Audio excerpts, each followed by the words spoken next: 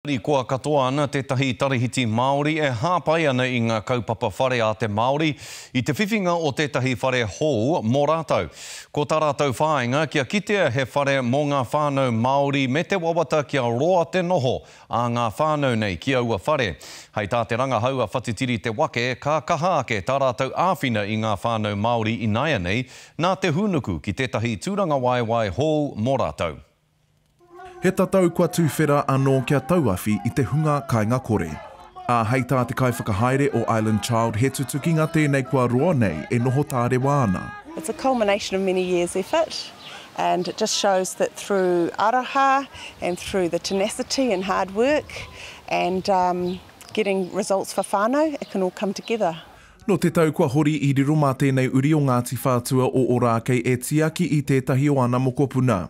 He oi nā ngā taumahatanga i utaina atu ai ki runga i aia, ka noho kāinga kore.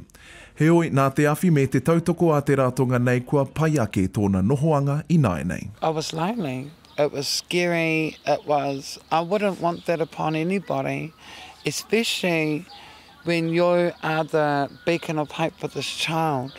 Danielle had removed all of that uncertainty, all that fear, all that thing by getting on the phone. Te kau Māori mātau ki muri i kāinga kore a Bergen, a hei tāna nā ona wheako i whakatau a ia, kia whakamahi i ona pūkenga mo te hunga kāinga kore, te painga.